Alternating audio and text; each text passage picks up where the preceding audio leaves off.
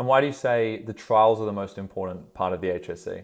I went into my trials ranked nowhere near as high as I came out. After the HSC, when you get your results, you'll see assessment mark, and that's the mark allocated to you by the rank that you were. I was third ranked going into the HSC. The assessment mark I received was 98 because that's the third highest mark that was achieved on the day.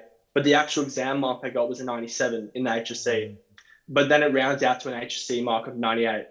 So it helps you to be higher ranked, and trials obviously are hugely weighted. Our trials, some of them are 40%.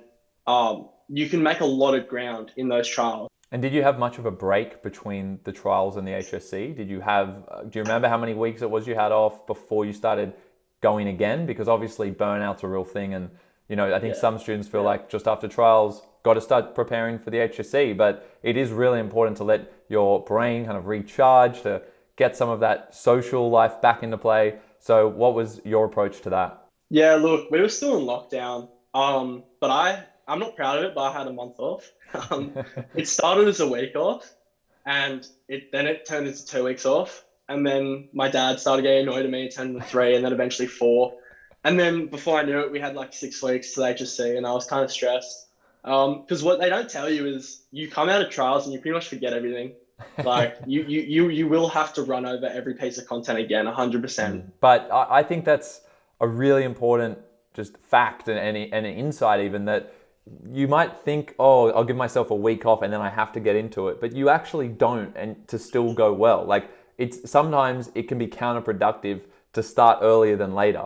And I think Yeah. that's what that your story kind of shows there, that you ended up doing so well across the board in all of your subjects, got into exactly what you were trying to get into. But the reality is, after trials, you had 4 weeks off. And whereas other students might not even give themselves a week off, and then what happens is they're going to burn out, because sustaining that level of intensity with your study for 10 weeks is just really not that feasible, and it's not necessary. I think I'll also say that our HSC was very different to the one that, probably everyone watching this video will be sitting this year, next year, whenever this is being watched.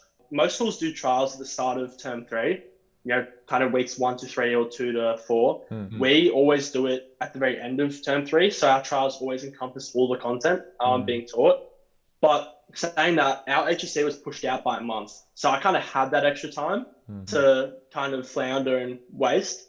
But I think it goes hand in hand. Like, I had the time to waste, but I also worked a lot harder because I was at home for, 3 months before trials, just only studying. I wasn't allowed to do anything else. So that effort to kind of rest ratio was kind of a lot, higher, more elevated than, some people will see in the coming years.